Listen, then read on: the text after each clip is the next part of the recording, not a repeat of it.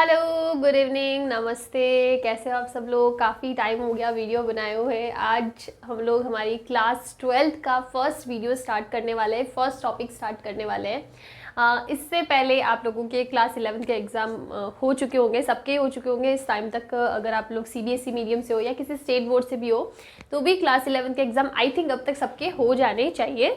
और अगर हो गए हैं तो मुझे बताना कि आपका रिजल्ट कैसा रहा। स्पेशली मुझे बताना कि फ़िज़िक्स में आपके कितने मार्क्स आए पेपर में।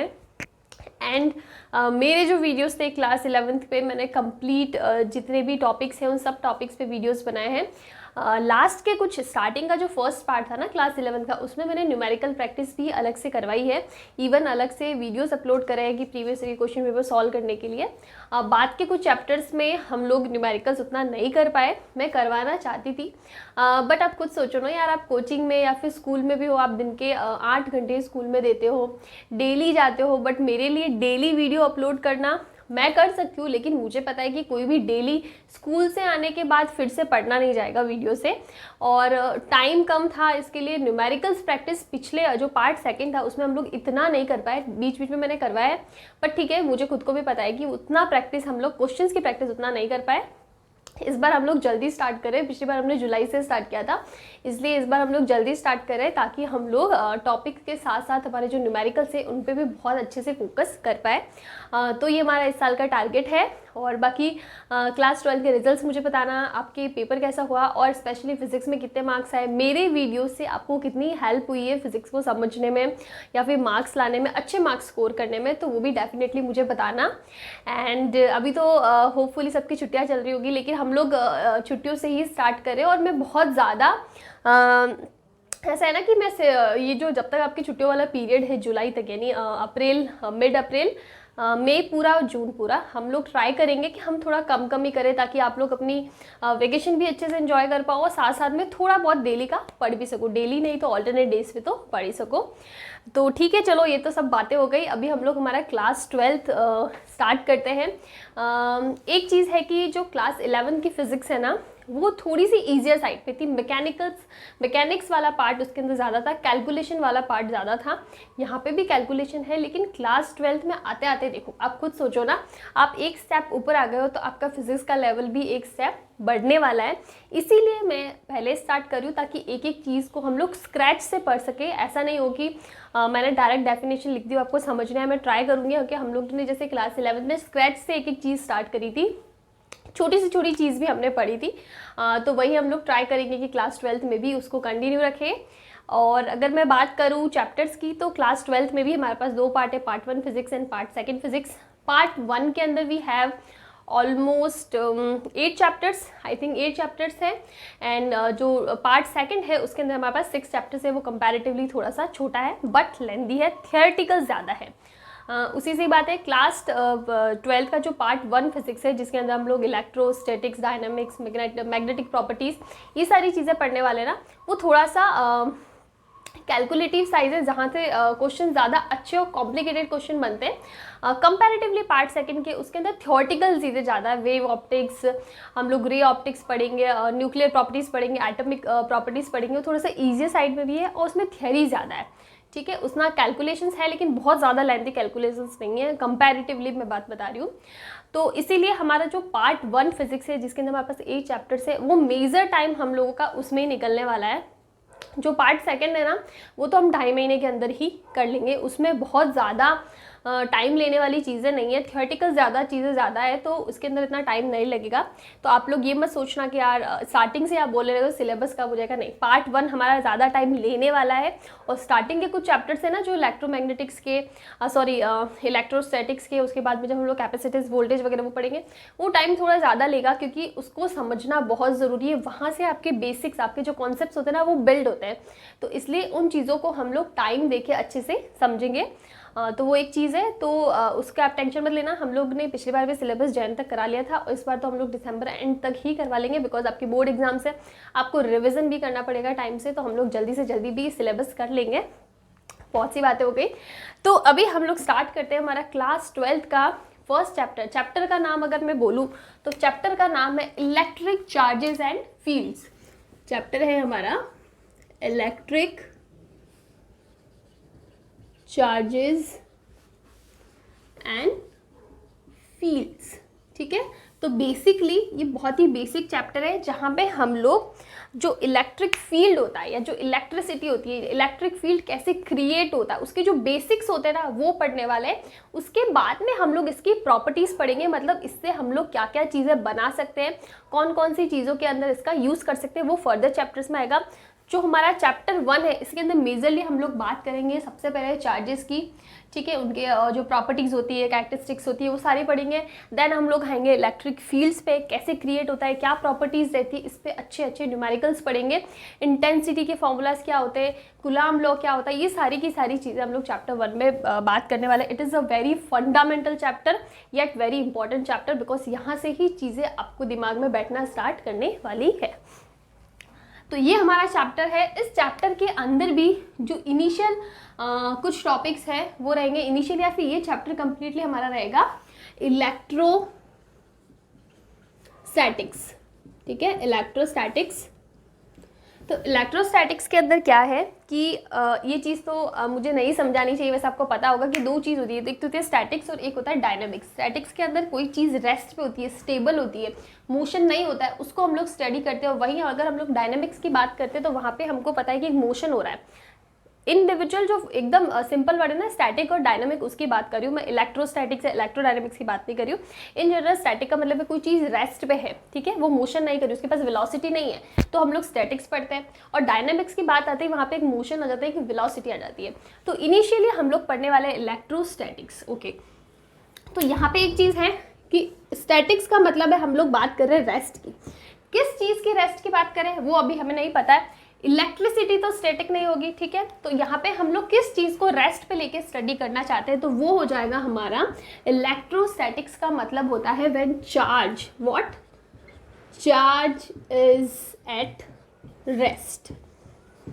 ठीक है, तो सबसे पहली बात हम लोग इनिशियली कुछ टॉपिक्स पढ़ने वाले हैं, वो है इलेक्ट्रोस्टैटिक्स के। इलेक्ट्रोस्टैटिक्स का मतलब है ऐसी किसी चीज़ को हम लोग रेस्ट पे स्टडी करने वाले हैं। कौन सी चीज़, कौन सी प्रॉपर्टी है, दैट प्रॉपर्टी इज चार्ज। ठीक है, तो basically electrostatic is what, when charge is at rest. तो उसको कंसीडर करके जितनी भी थियरी आएगी ना, वो सारी हम लोग इलेक्ट्रोस्टैटिक्स के अंदर पढ़ने वाले हैं। कि हमारा जो चार्ज होगा, अभी चार्ज क्या है हमें नहीं पता, आपको पता है, बहुत अच्छी बात है, लेकिन मेरे लिए अभी वो बताना बाकी है। लेकिन हमें पता है कि जो भी ये एक चीज़ है ना चार्ज, ठीक है, जो भी एक प्रॉपर्टी है, उसको हमको रेस्ट पे लेके सारी स्टडी करनी है। अगर ऐसा कोई फील्ड है जहाँ पे हम लोग चार्ज को रेस्ट पे रख के सारी स्टडी कर रही है, तो वो क्या हो जाएगा, इलेक्ट्रोस्टैटिक्स हो जाएगा। Okay, now the main and very fundamental and very important thing is charge. क्या है ये चार्ज? यहीं से सारी की सारी जो चीज़ें हैं ना, सारी रामायण यहीं से स्टार्ट होने वाली है। तो इसको समझना बहुत ज़रूरी है। देखो, इसकी डेफिनेशन कोई बहुत बड़ी चीज़ नहीं, आगे जाके इसकी प्रॉपर्टीज़ पढ़ेंगे, वो ज़्यादा इंपॉर्टेंट है। बट फिर भी माइंड में, आपके माइंड में कॉन्सेप्ट बनना चाहिए कि हाँ चार्ज है तो चार्ज है क्या। ठीक है, तो हम लोग बात करते हैं चार्ज की। क्या होता है वो भी हम लोग पढ़ेंगे, कितने टाइप है, क्या प्रॉपर्टीज़ है, वो सब बात की बातें रह जाती है। तो बेसिकली व्हाट इज चार्ज, तो बहुत ही जो सिंपल सी लाइन में या फिर आपके बुक्स में जो डेफिनेशन लिख रखी होती है ना, वो होता है it is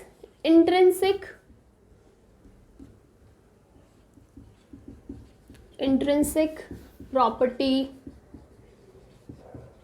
of matter. Matter का मतलब किसी बॉडी, किसी चीज़, किसी पर्टिकुलर शेप की हम लोग बात करें। मैटर मतलब वहाँ पे कुछ मास होना चाहिए, कुछ अमाउंट होना चाहिए, उसकी हम लोग बात कर रहे हैं। तो बहुत ही बेसिक सी डेफिनेशन है, आपकी बुक्स में भी आपको यही डेफिनेशन, बुक्स वो कोचिंग वो कहीं पे भी पढ़ाओ तो जो मेन डेफिनेशन आपको मिलेगी ना, वो यही मिलेगी कि it is the intrinsic property of matter.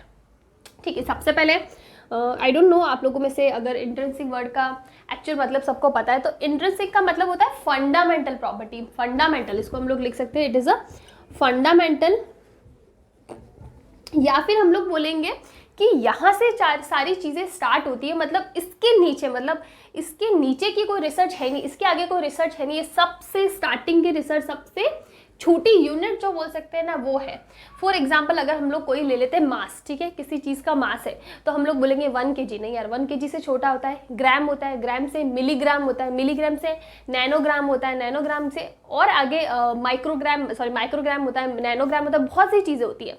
लेकिन जो लीस्ट आ जाएगी ना, फॉर एग्जाम्पल कोई एक्स करके लीस्ट यूनिट है कि भाई इसके नीचे हम लोग उस चीज़ को डिफाइन नहीं कर सकते, तो जिसके नीचे को डिफाइन नहीं कर सकते उसके आगे कोई रिसर्च है ही नहीं, वहाँ पे आके ख़त्म हो जाती है कि भाई ये लास्ट चीज़ है, इसके नीचे हम इस चीज़ को एक्सप्लेन नहीं कर सकते, यहाँ से हमको चीज़ें स्टार्ट करनी है, ठीक है। जैसे ABCD का A होता है ना, कि A से पहले क्या आता है हमें नहीं पता, हमको A के आगे वाली चीज़ें पता है, तो वही होता है इंट्रिंसिक या फंडामेंटल प्रॉपर्टी की जो लीस्ट कैरेक्टर है ना वो हमें पता है, इसके आगे क्या है वो हमें नहीं पता।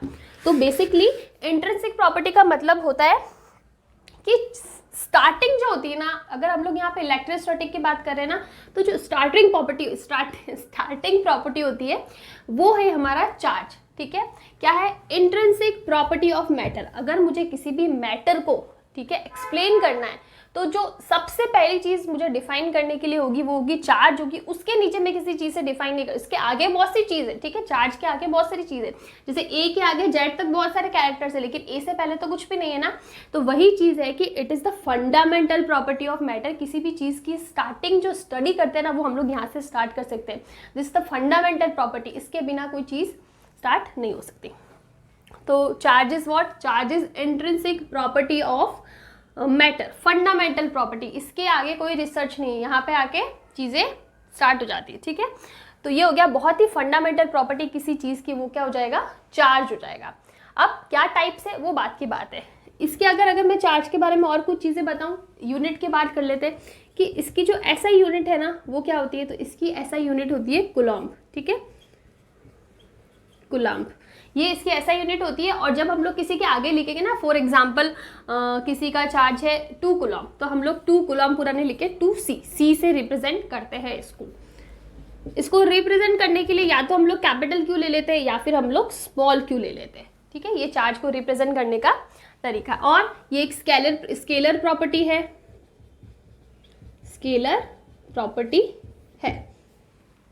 तो ठीक है, अभी तक हमने क्या पढ़ा है? इलेक्ट्रोस्टैटिक्स क्या होता है? ऐसा फील्ड जहाँ पे हम लोग चार्ज को रेस्ट पे स्टडी करते हैं, चार्ज का मोशन नहीं है यहाँ पे हमारे पास, चार्ज के पास कोई वेलोसिटी नहीं है, अगर ये एक जगह पे है ना तो इधर ही है, ये चल नहीं रहा है, इसके पास कुछ वेलोसिटी नहीं है इन केस ऑफ इलेक्ट्रोस्टैटिक्स। फिर बात आती है चार्ज क्या है, तो it is a very fundamental property of matter. किसी भी चीज़ को या फिर हम लोग अगर मैटर को स्टडी करना चाहते हैं ना तो ये बहुत ही फंडामेंटल इसकी जो प्रॉपर्टी होगी वो क्या होगा? चार्ज। यहाँ से हम लोग स्टार्ट कर सकते हैं, ठीक है। और क्या बताएं हम लोग? SI यूनिट हमने पढ़ ली, इसकी SI यूनिट होती है कूलम्ब, इसको C से रिप्रेजेंट करेंगे। चार्ज को रिप्रेजेंट करने के लिए या तो कैपिटल Q ले लेंगे या फिर स्मॉल q ले लेंगे, ये एक स्केलर प्रॉपर्टी है। एक चीज़ और आती है, इतना इम्पॉर्टेंट नहीं है, आपकी बुक्स में है या नहीं है शायद नहीं होगा, पर कंपटीशन एग्जाम्स होते हैं ना उसके लिए इम्पॉर्टेंट है कि SI यूनिट है कूलम्ब, लेकिन अगर हम लोग CGS में बात करें ना कि CGS यूनिट क्या है किसकी? चार्ज की, तो वो होता है ESU। इसका मतलब होता है इलेक्ट्रोस्टैटिक सब यूनिट। ये किसके अंदर होता है? ये होता है CGS के अंदर। और अगर मैं कंपैरिजन करूं कि CGS के अंदर हमारे पास यूनिट है ESU और SI यूनिट क्या है? कूलम्ब। क्या रिलेशन होता है? तो 3 × 10⁹ ESU मिलके क्या बनाते हैं? 1 कूलम्ब बनाते हैं। ये तो आपको पता ही होगा, ये CGS यूनिट है तो बेसिकली इससे तो छोटी ही होने वाली है कूलम्ब की। तो जब इतने ESUs मिलेंगे ना तब जाके 1 कूलम्ब के बराबर होगा, मतलब इतने चार्जेस कौन सी यूनिट के अंदर? ESU के अंदर मिलेंगे तब हमको 1 कूलम्ब मिलेगा।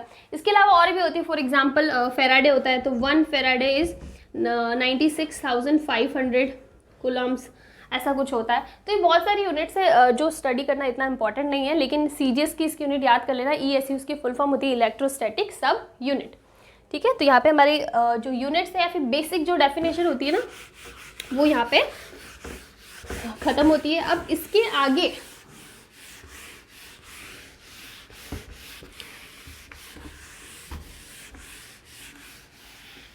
ठीक है, चलो ये हो गया। अब जो मेन चीज़ इसके आगे हम लोग पढ़ सकते हैं वो होता है कि टाइप्स की बात। हम लोग किसी भी चीज़ की बेसिक स्टडी कर ली, फंडामेंटल्स उसके पढ़ लिए, उसके बाद आते हैं कि भाई इसके कुछ टाइप है या नहीं। हाँ, तो चार्ज के भी टाइप है। क्या टाइप होते हैं मेनली? या तो होगा पॉजिटिव चार्ज या होगा नेगेटिव चार्ज, ठीक है, या तो पॉजिटिव होगा या नेगेटिव होगा। अगर न्यूट्रल है तो इसको हम लोग पॉजिटिव लेके चलते हैं, इसीलिए मैंने बोला या तो पॉजिटिव होगा या फिर नेगेटिव चार्ज होगा। तो ये दो इसके टाइप होता है। इसको ज़्यादा अच्छे से कि भाई कैसे पॉजिटिव होता है कैसे नेगेटिव होता है, तो वो सारी चीज़ें हमारे आगे वाले चैप्टर में आएगी, वो भी इंपॉर्टेंट नहीं है। फिर एक चीज़ आती है कि जो चार्ज है ना, अगर मैं किसी भी मैटर की बात करी हूँ, किसी भी पर्टिकुलर बॉडी की बात करी हूँ, अगर उसके पास चार्ज है ना तो उसके पास मास भी होगा ही होगा। ठीक है, अगर मैंने बोला कि उसके पास चार्ज है 4 कूलम 5 कूलम 10 कूलम जितना भी चार्ज है, चाहे 1 कूलम चार्ज है, लेकिन फिर भी उसके पास कुछ ना कुछ मास ज़रूर होगा। तो इसका मतलब होता है कि charge always comes with mass, but vice versa is not true। क्या मतलब हुआ इसका? दिस इज वेरी इंपॉर्टेंट कि जब भी हमारे पास कोई बॉडी है और हमने बोल दिया कि इस बॉडी के पास कुछ चार्ज है, वो चार्ज चाहे कितना ही हो, कम से कम हो या ज़्यादा से ज़्यादा हो, लेकिन कम से कम भी हुआ तो उस बॉडी के पास मास तो होगा ही। Charge always comes with mass. अगर चार्ज है तो मास वहाँ पे 101% होगा ही होगा। लेकिन इसका ऑपोजिट ट्रू नहीं है, मतलब ऐसा नहीं है कि किसी बॉडी के पास मास है, let's say we have a body of mass 2 kg, तो अब इसके पास मास है, लेकिन ये ज़रूरी नहीं हो कि इसके पास चार्ज भी हो या नहीं हो सकता है, लेकिन ज़रूरी है कि हमेशा मास के साथ चार्ज वो ज़रूरी नहीं है। हाँ, लेकिन इसका ऑपोजिट ट्रू है कि चार्ज होगा तो वह हमेशा मास होगा ही होगा, बट अगर कहीं पे मास है तो वहाँ पे चार्ज का होना ज़रूरी नहीं है। This statement is very very important, ये आपको समझने में आना चाहिए। इसमें बहुत ज़्यादा समझने जैसा नहीं, सिंपल सी स्टेटमेंट है कि अगर चार्ज है तो उसके साथ मास हो गई, लेकिन अगर कहीं पे मास है तो ज़रूरी नहीं है कि वहाँ पे चार्ज हो या नहीं हो, भी सकता है नहीं भी हो सकता है, but it is not necessary. ठीक है, फिर एक आता है कि एक छोटी सी टेबल होती है, उसके अंदर हम लोग डिफरेंस पढ़ते हैं कि भाई चार्ज में और मास में क्या डिफरेंस होता है। तो बहुत ज़्यादा कुछ नहीं है। अगर मैं बात करूँ चार्ज की, तो चार्ज पॉजिटिव भी हो सकता है, नेगेटिव भी हो सकता है, but mass is always positive. Negative masses भी होते हैं, लेकिन वो आप हायर क्लासेस में जब आप पोस्ट ग्रेजुएशन वगैरह फिजिक्स में करोगे तो वहाँ पे कुछ नेगेटिव मास के कॉन्सेप्ट आते हैं, दैट इज़ ऑल्सो थियोरेटिकल, तो उसकी हम लोग बात नहीं कर रहे हैं। चार्ज कैन बी पॉजिटिव और negative, but mass is always positive. ठीक है, दूसरी चीज़ है कि चार्ज जो है ना, अगर कोई चार्ज है, वैसे तो हम लोग इलेक्ट्रोस्टैटिक्स पढ़ रहे हैं और हमने बोल दिया कि चार्ज के पास अपनी कोई वेलोसिटी नहीं है। हम लोग यहाँ पे इलेक्ट्रोस्टैटिक्स में पढ़े जब हमारा चार्ज क्या हो, रेस्ट पे हो, बट स्टिल अगर आगे जब हम लोग पढ़ेंगे कि इसके पास वेलोसिटी है, कि कोई चार्ज क्यू है वो v वेलोसिटी से ट्रैवल कर रहा है, हम लोग आगे ये भी केसेस पढ़ेंगे, तो वहाँ पे वेलोसिटी के साथ चार्ज में कोई भी चेंज नहीं होता है। तो basically it is independent of velocity या फिर मोशन, कुछ भी लिख दो। ठीक है, अगर इसके पास वेलोसिटी है, मोशन है, फिर भी इसकी वैल्यू में कोई डिफरेंस नहीं आएगा। अगर वो 2 कूलम था, अब वो किस भी वेलोसिटी से जाए तो वो 2 कूलम ही रहेगा। ठीक है, लेकिन मास में ऐसा नहीं है, इट डिपेंड्स ऑन वेलोसिटी। लेकिन कौन सी वेलोसिटी?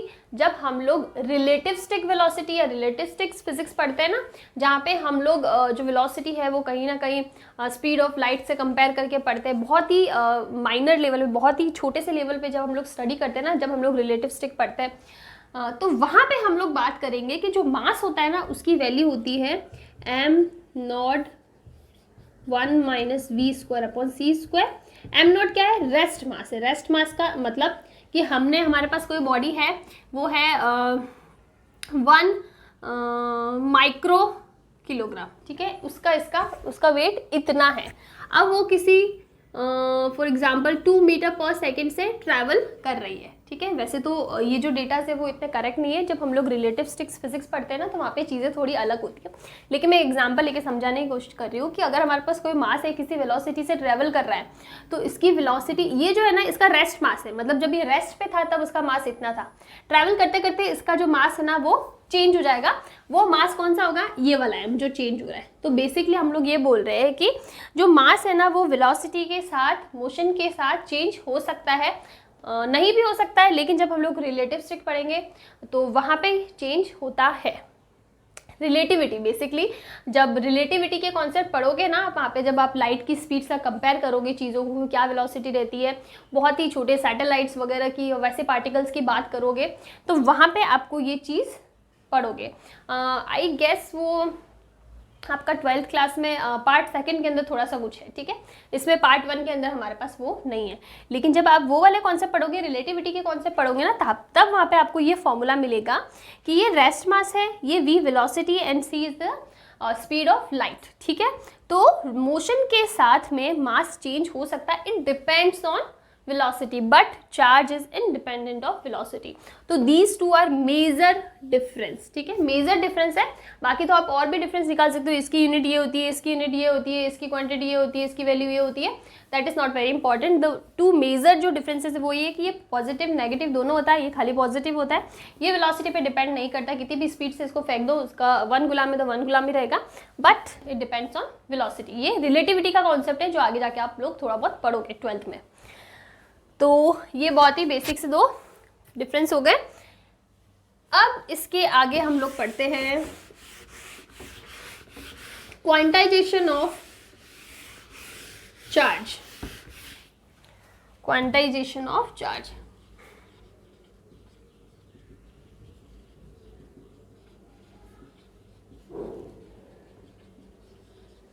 इससे पहले एक इंपॉर्टेंट चीज ये आती है कि जो चार्ज होता है ना वो एक कंजर्व्ड क्वांटिटी है, उसको हम लोग एक अलग से टॉपिक भी ले सकते हैं, conservation of charge. Conservation of charge क्या मतलब हुआ कि किसी भी सिस्टम का, किसी भी बॉडी का जो चार्ज है ना वो कंजर्व रहता है, उसको ना तो हम लोग क्रिएट कर सकते हैं ना डिस्ट्रॉय कर सकते, इट कैन बी ट्रांसफर, ठीक है। For example we have a body, इसके अंदर से 2 कूलम एंट्री कर रहा है, ठीक है, 2 + 2 4 कूलम एंट्री कर रहा है, तो एग्जिट भी इतना ही करना चाहिए। ये ट्रांसफर हो सकता है, इसका मतलब ट्रांसफर होने का मतलब है ये 1 कूलम हो सकता है, ये 3 कूलम हो सकता है, that can be changed, but total जो चार्ज होगा ना किसी भी बॉडी के लिए, हमने एक बॉडी ले ली, एक सिस्टम ले लिया, तो किसी भी बॉडी, किसी भी सिस्टम के लिए जो टोटल चार्ज होता है ना वो क्या होता है, कंजर्व होता है, कंजर्व्ड रहता है। तो बेसिकली कंजर्वेशन ऑफ चार्ज बोलता है कि charge can not be created nor destroyed but it can be transferred। इसका मतलब होता है एक से दूसरे में ट्रांसफर हो सकता है, चेंजेस पॉसिबल है, बट क्रिएशन या फिर डिस्ट्रॉय करना पॉसिबल नहीं है। टोटल जो सिस्टम का जो चार्ज है ना दैट शुड बी कंजर्व्ड, ठीक है। तो this is the concept of conservation of charge, कि कोई भी एक आइसोलेटेड बॉडी, अगर बहुत अच्छे से क्लियर से बोलूँ, कोई भी एक आइसोलेटेड बॉडी है ना, मतलब वो कहीं से अफेक्ट नहीं हो रही है, इट्स आइसोलेटेड, ठीक है, इसका खुद का अपना वजूद है, तो दैट इज आइसोलेटेड। तो अगर कोई आइसोलेटेड बॉडी है ना तो उसका टोटल जो चार्ज रहता है वो कंजर्व्ड रहता है, उसको ना हम लोग नया उसके अंदर क्रिएट कर सकते, ना वहाँ से कुछ डिस्ट्रॉय कर सकते, जितना सिस्टम के अंदर है उतना ही बाहर जाएगा, उतना ही अंदर रहेगा, वो कंजर्व क्वांटिटीज को ट्रांसफर कर सकती है एक फॉर्म से दूसरे फॉर्म में, but it can not be created not destroyed, ठीक है। तो that is the concept of conservation of charge.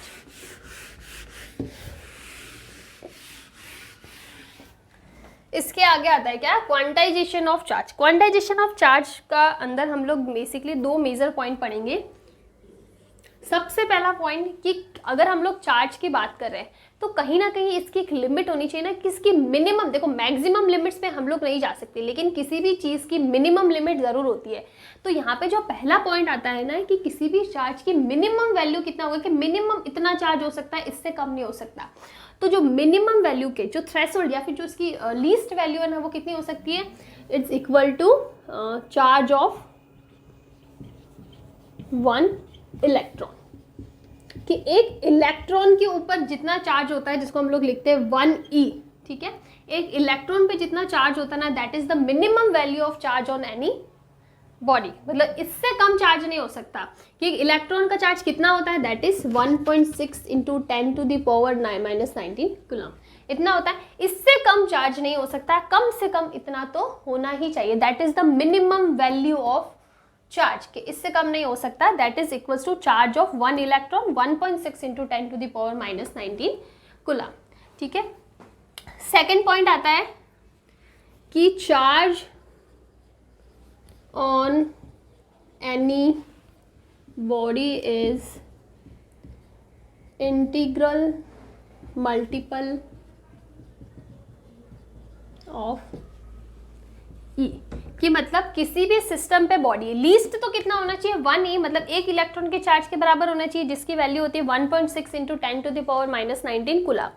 और अगर हम लोग और बॉडी की बात करें, फॉर एग्जांपल कोई बॉडी है तो उसके ऊपर जो चार्ज होगा ना वो इसका मल्टीपल होना चाहिए, it should be integral multiple of electron.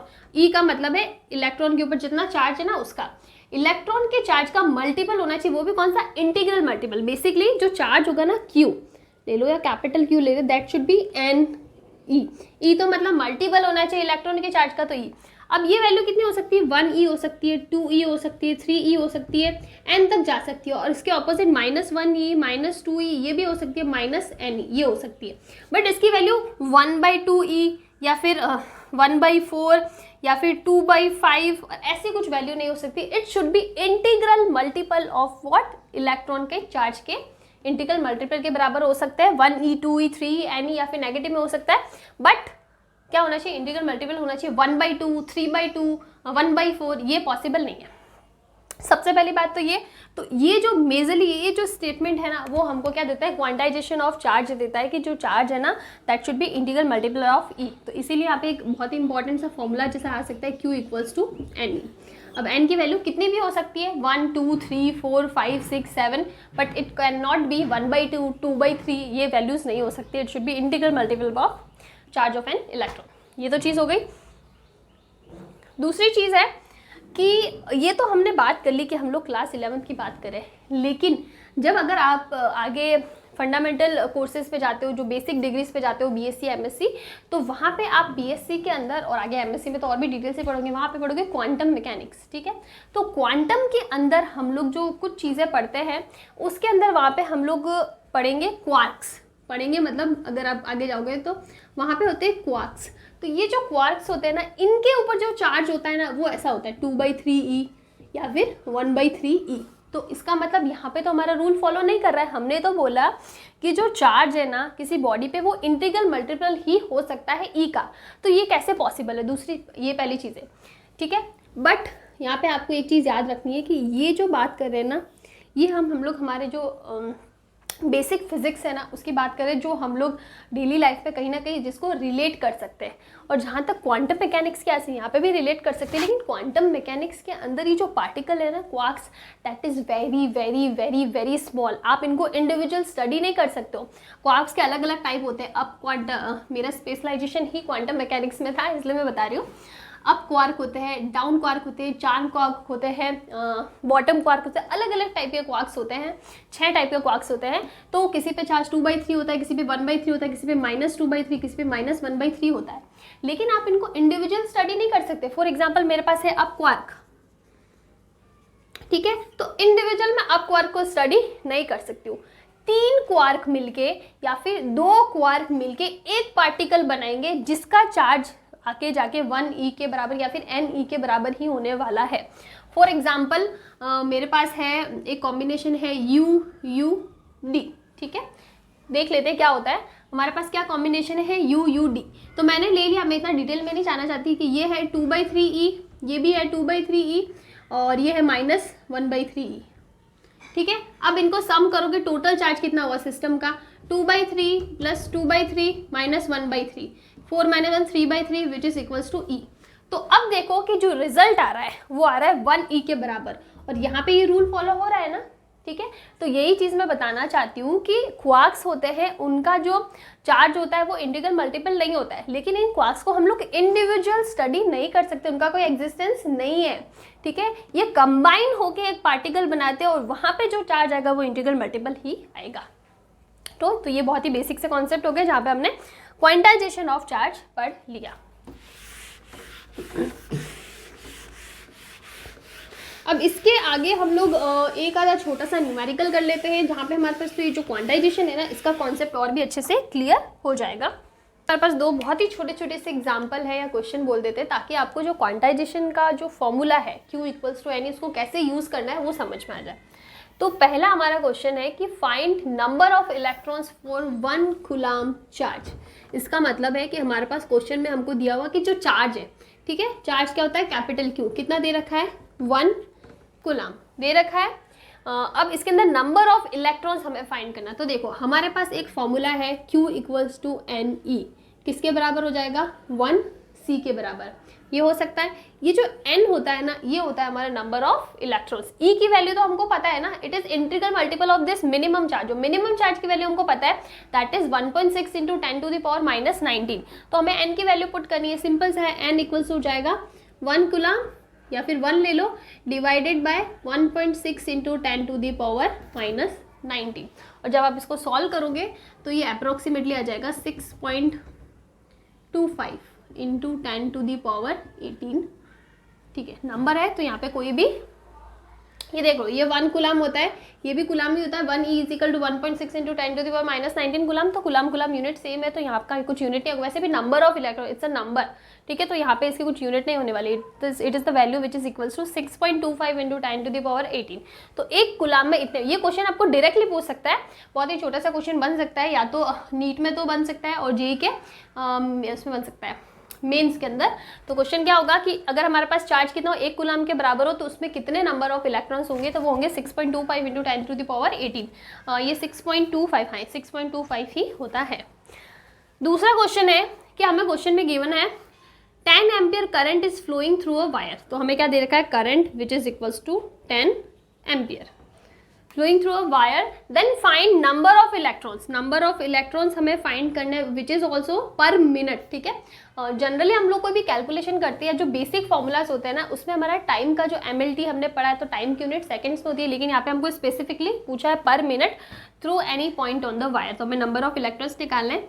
एक फॉर्मूला है I equals to Q upon T। आप लोगों में से काफ़ी लोगों ने पढ़ा होगा, बहुत ही बेसिक सा है। करंट का फॉर्मूला, current is charge per unit time, that is equals to current, कि पर यूनिट टाइम में कितने नंबर ऑफ चार्ज फ्लो कर रहे हैं ना, उसी से हम लोग करंट की वैल्यू फाइंड करते हैं। अगर नहीं पढ़ा है तो आगे पढ़ लेंगे, और पढ़ा है तो बहुत अच्छी बात है। तो this is the formula where Q is charge, T is time. तो अब यहाँ पे देखो Q का फॉर्मूला हमें पता है कितना होता है, NE अपॉन टाइम। टाइम, ये जो टाइम है ना, इन जनरल फॉर्मूला का टाइम होता है सेकंड्स में, हमें मिनट में निकालना है। तो यहाँ पे क्या हो जाएगा, 1 मिनट में कितने सेकंड्स होते हैं, 60 सेकंड है, तो ये हम लोग यहाँ पे क्या कर लेंगे 60। अब देखो I की वैल्यू है 10, N की वैल्यू हमें नहीं पता, E की वैल्यू हमें पता है 1.6 into 10 to the power minus 19 upon 60। आप कैलकुलेट कर लोगे, आपके पास N की वैल्यू आ जाएगी which is approximately equal to 375 into 10 to the power 90। मैंने ऑलरेडी कैलकुलेट कर रखा है, इसलिए मैं डायरेक्टली लिख रही हूँ। तो इस टाइप के छोटे छोटे क्वेश्चंस डायरेक्टली भी आ सकता है, इनडायरेक्टली भी आ सकता है, जहाँ पे आपको नंबर ऑफ इलेक्ट्रॉन्स फाइंड करना है, या फिर अगर आपको नंबर ऑफ इलेक्ट्रॉन गिवन है तो आपको टोटल चार्ज फाइंड करना है। तो बहुत ही सिंपल से क्या है, न्यूमेरिकल्स है।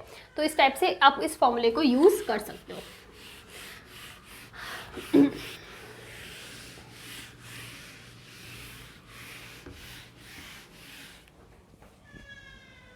तो अब इसके बाद हमारे पास जो टॉपिक रहता है वो रहता है मेथड्स ऑफ चार्जिंग, लेकिन वो काफ़ी बड़ा टॉपिक है। तो हम लोग वो सोच रहे कि हमने अभी क्लास 12 आज स्टार्ट करा है, तो बहुत ही बेसिक सी चीज़ें ही मैं पढ़ाना चाहती थी। मैं एकदम से आपको वो लोड नहीं देना चाहती कि पढ़ने का, अरे भाई क्लास 12 तो बहुत टफ है, मैं कैसे करूँगा। तो हम लोग चीज़ें step by step slowly start करते हैं। अभी हम लोग बहुत जल्दी सिलेबस ले रहे हैं, तो इसलिए हमारे पास टाइम है अच्छा खासा, तो हम लोग चीज़ों को अच्छे से ले सकते हैं।